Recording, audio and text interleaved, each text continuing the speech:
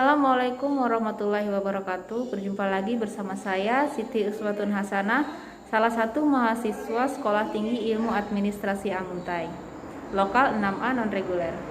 Dalam video saya kali ini, saya berkesempatan mewawancarai Ketua Partai Golongan Karya di Kabupaten Barito Timur, yaitu Bapak Haji Supriyatna SPD MM. Dalam wawancara saya kali ini, saya mengajukan beberapa pertanyaan tentang pembangunan yang sedang berjalan di Kabupaten Barito Timur. Dan video ini dibuat guna memenuhi tugas perencanaan pembangunan oleh dosen pembimbing Bapak Jumadi SAPNT. Berikut videonya, selamat menyaksikan. Baiklah, sekarang saya sudah bersama narasumber saya, yaitu Ketua DPD Partai Golongan Karya Kabupaten Barito Timur, yaitu Bapak Haji Supriyatna SPD MM. Assalamualaikum Bapak. Waalaikumsalam warahmatullahi wabarakatuh. Bagaimana kabarnya hari ini Pak? Alhamdulillah baik, sehat. Alhamdulillah sehat selalu ya Pak. Iya, alhamdulillah. Sebelumnya saya ucapkan terima kasih yang sebanyak-banyaknya atas ketersediaan Bapak karena telah bersedia menjadi narasumber saya guna memenuhi dan menyelesaikan tugas kuliah perencanaan pembangunan. Sebelumnya mohon izin kepada Bapak untuk memperkenalkan diri terlebih dahulu, mungkin dari riwayat pendidikan Bapak serta pengalaman-pengalaman kerja Bapak. Silahkan Bapak. Ya, terima kasih. Nama saya Haji Supriyatna SPD MM. Nah, riwayat pendidikan saya, tentunya SD, SMP, SMA, S1 dan S2. Nah, kalau S1 saya di bidang pendidikan dan S2-nya adalah Magister Manajemen. Nah, sedangkan riwayat pekerjaan saya dimulai dengan sebagai pegawai negeri sipil, yaitu bidang guru. Ya, pertama guru, setelah itu saya diangkat menjadi penilik. Setelah 6 tahun menjadi guru, saya diangkat menjadi penilik. Lalu berikutnya diangkat lagi saya sebagai kepala kantor pendidikan kecamatan Gunung 5 di Sarmanas. Nah, setelah itu 1 tahun berikutnya saya diangkat kepala perencanaan pada kantor Departemen Pendidikan dan Kebudayaan Kabupaten Barito Selatan. Waktu itu belum ada Barito Timur, yaitu pada tahun 1993 akhir. Dan selanjutnya pada tahun 1998 saya juga berkiprah di partai, karena pada saat itu pegawai negeri sipil masih boleh sebagai anggota Partai Golkar. Dan pada musda itu saya terpilih sebagai Ketua DPD Golkar Kabupaten Barito Selatan, yang tentunya juga membawahi Barito Timur, karena Barito Timur waktu itu belum ada Golkaran. Dan pada tahun 1999 keluarlah peraturan pemerintah bahwa PNS tidak boleh berpartai politik. Nah, karena waktu itu Golkar menjadi partai politik. Nah, sehingga kami diberikan waktu 1 tahun untuk berpikir apakah tetap sebagai anggota partai politik atau tetap sebagai PNS. Dan saya mengambil sebagai ketua DPD Golkar kepada partai politik, sehingga saya pada tahun 2000 mengajukan pengunduran diri. Dan pada tahun 1999 itu pemilu yang pertama di era reformasi, dan alhamdulillah saya sebagai ketua partai DPD Golkar Selatan sebagai pemenang, dan sekaligus saya sebagai pimpinan DPRD Kabupaten Barito Selatan. Tahun 2000 tadi kami mengajukan pensiun dini, dan selanjutnya diproses pensiun dini. Dan pada tahun 2022 Kabupaten Barito Timur ini dimekarkan dari Kabupaten Barito Selatan. Nah, sehingga karena saya daerah pemilihannya adalah dari Kabupaten Barito Timur, maka saya harus pindah ke Kabupaten Barito Timur, yaitu pada Januari 2003. Dan pada saat itu saya terpilih menjadi Ketua DPRD Kabupaten Barito Timur. Dan pada tahun 2004 pemilu lagi legislatif, dan saya juga sebagai partai pemenang untuk Kabupaten Barito Timur. Nah, sehingga saya diangkat lagi menjadi ketua DPRD Kabupaten Barito Timur. Dan pada tahun 2009 pemilu legislatif lagi, dan kami juga terpilih sebagai pimpinan DPRD Kabupaten Barito Timur. Dan 2014 saya mengakhiri tugas saya sebagai anggota DPRD, sebagai pimpinan DPRD, karena memang saya tidak mencalonkan diri lagi. Namun saya tetap sebagai ketua DPD Golkar sampai pada saat ini. Untuk keluarga, saya punya istri 1 orang dan anak 3 orang. Alhamdulillah ketiganya sudah pada bekerja dan sudah pada nikah, bahkan saya sudah mempunyai cucu sebanyak 5 orang. Saya kira demikian sekilas tentang riwayat kebiudata saya pribadi masing-masing. Wah, luar biasa sekali ya pengalaman Bapak, sudah pasti tidak diragukan lagi. Baiklah, langsung saja saya akan mengajukan beberapa pertanyaan kepada Bapak. Untuk pertanyaan yang pertama, apa persepsi Bapak tentang pembangunan di daerah Kabupaten Barito Timur yang sedang berjalan saat ini? Persepsi saya khususnya tentang pembangunan di Kabupaten Barito Timur pada saat ini, jujur saya katakan ini lambat. Nah, sebenarnya di Kabupaten Barito Timur ini harusnya jauh lebih bagus daripada yang ada sekarang ini. Karena kalau kita mengingat dari 8 kabupaten pemekaran di Kalimantan Tengah, termasuk Barito Timur, nah sebenarnya Barito Timur ini startnya sudah cukup bagus, karena memang didahului dengan kabupaten administratif, setelah itu pembantu bupati. Jadi memang infrastrukturnya udah lebih siap lah dibandingkan kabupaten-kabupaten lain. Tapi pada kenyataannya sekarang kalau kita lihat ya, dari 8 kabupaten pemekaran di Kalimantan Tengah, kayaknya Kabupaten Barito Timur adalah kedudukannya atau rankingnya di bawah. Nah, apalagi kalau kita melihat kecenderungan daripada APBD Kabupaten Barito Timur itu bukan naik, justru turun. Nah, sebenarnya pembangunan itu sangat ditentukan oleh APBD dan PAD. Nah, kalau kita APBD-nya saja sudah menurun, ya bagaimana bisa kabupaten ini bisa lebih bagus. Nah, jadi harapan kita ya mudah-mudahan kedepannya lebih bisa lah ditingkatkan daripada yang sekarang ini. Oke, berarti seperti itu ya Pak.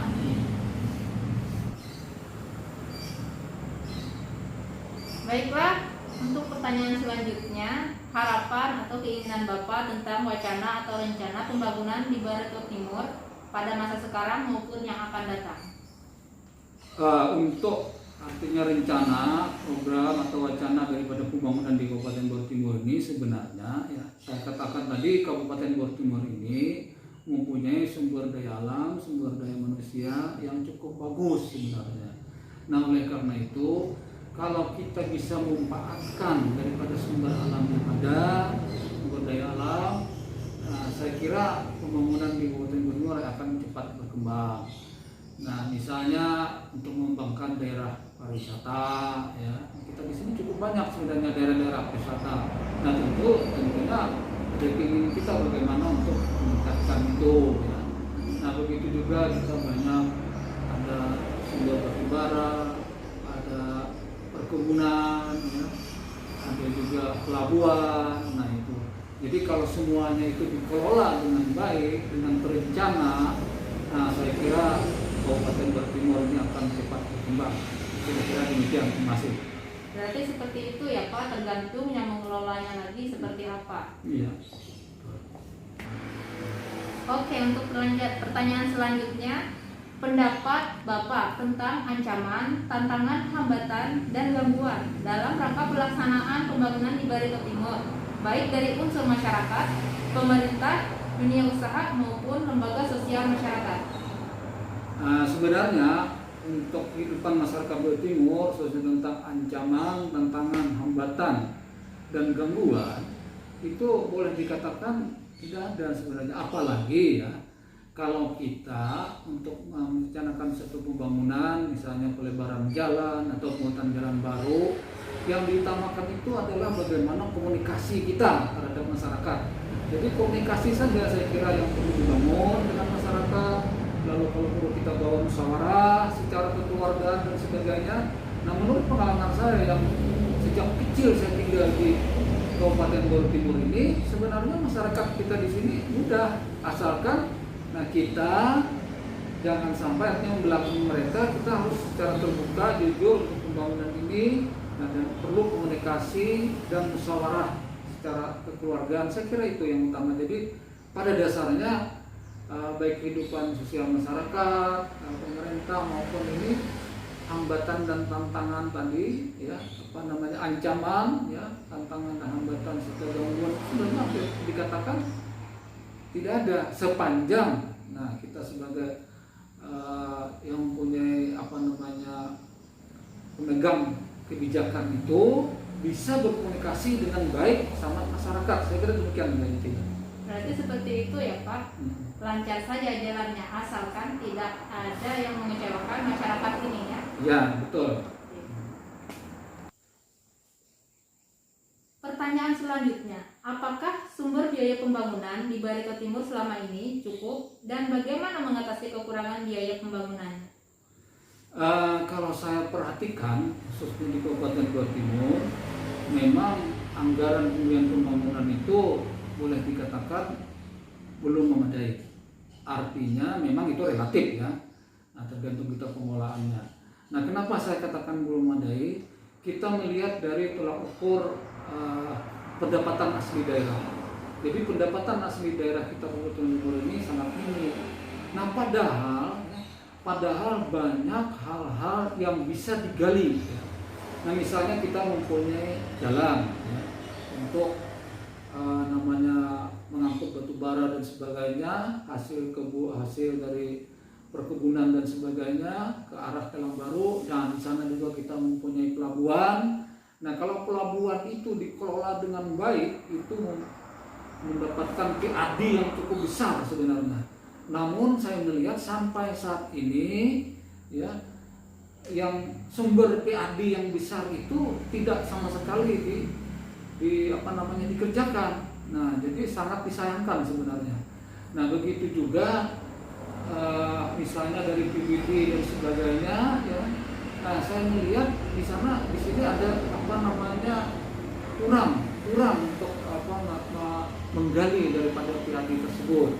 Nah, kalau dulu saya ingat yang namanya PBB itu ada petugas yang datang ke rumah mengantar, mengingatkan dan menagih. Kalau sekarang tidak ada, kecuali masyarakat kalau ingin berurusan, ada yang misalnya sebagai pegawai negeri mau naik pangkat, lalu kalau masyarakat ingin mengurus MD dan sebagainya, nah itu baru mereka datang ke kelurahan atau ke desa untuk membayar PBB. Jadi tidak ada inisiatif dari Dinas Pendapatan Daerah atau aparat pemerintah untuk bagaimana untuk menagih dan meningkatkan PAD tersebut. Nah, sehingga begitu juga kalau saya melihat perizinan sekarang ini sangat sulit kayaknya ya, dan punya waktu yang lama. Ada yang namanya dinas perizinan satu pintu, tapi pada kenyataannya masyarakat pun berjalan sendiri ke dinas-dinas, misalnya ke PU, kecamatan dan sebagainya. Nah, sebenarnya yang namanya satu pintu itu sama dengan samsat lah kalau kendaraan. Jadi kita berurusan hanya satu tempat, setelah itu dan itu perlu dilayani secara cepat. Nah, apalagi ada bidang-bidang tertentu itu untuk mendapatkan izin dari pemerintah kabupaten itu sangat sulit. Nah, oleh karena itu yang pertama. Nah, yang kedua seperti daerah-daerah wisata, daerah pertanian, kesehatan tadi ya. Nah, itu kalau kita memang bisa meyakinkan pemerintah pusat ya untuk pengembangan wisata, pengembangan olahraga, ya, pengembangan kesehatan, itu sebenarnya kita bisa mendapatkan dana-dana dari kementerian ya. Nah, seperti rumah sakit itu bisa dari Departemen Kesehatan. Nah, seperti GOR, gedung olahraga misalnya, dan sebagainya, itu bisa ke Kementerian Pemuda dan Olahraga, ya. Pasar kita bisa masih mengusulkan ke Departemen Perdagangan dan Perindustrian, ya. Nah, tapi sekarang ini kayaknya upaya-upaya seperti itu yang tidak dilakukan. Nah, sehingga hanya mengharap begitu saja turun dana DAU maupun DAP dari pusat, yang saya lihat semakin tahun semakin menurun. Nah, oleh karena itu disinilah diperlukan orang-orang yang bagaimana berupaya untuk meningkatkan pendapatan asli sumber daerah dan pendekatan ke pusat untuk proyek-proyek tertentu tadi. Nah, saya kira intinya sekarang ini memang kalau kita lihat dari APBD kita ini rendah. Berarti masih banyak PR yang perlu dilakukan oleh pemerintah daerah dalam mencukupi kekurangan biaya tersebut, ya Pak? Iya, betul. Satu lagi Pak, untuk pertanyaan terakhir dari saya. Menurut Bapak, apa yang patut dibanggakan saat ini dari hasil pembangunan yang sudah ada di Barito Timur? Untuk Kabupaten Bogor Timur sebenarnya tidak adalah yang terlalu menonjol, ya. Nah, tetapi boleh juga lah misalnya untuk sementara ini penataan kota lah, artinya itu untuk jalan yang ada, nah itu adalah dibandingkan dulu sedikit artinya pengembangan. Nah, tetapi kalau secara khusus misalnya yang dibanggakan hampir tidak ada sebenarnya.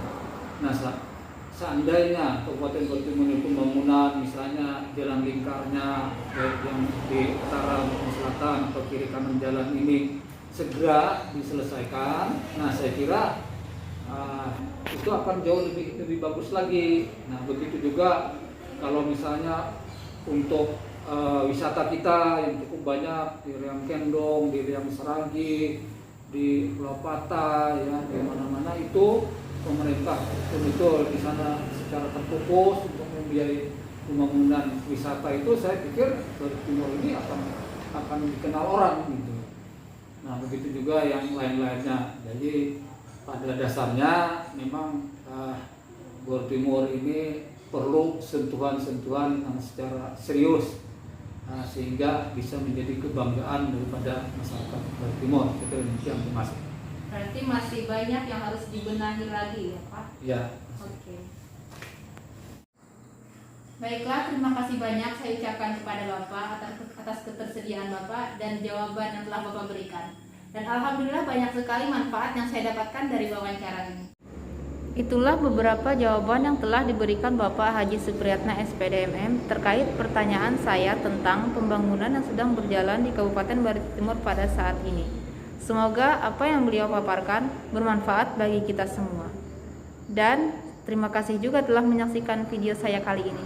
Mohon maaf apabila ada salah-salah kata, dan akhir kata saya ucapkan wassalamualaikum warahmatullahi wabarakatuh.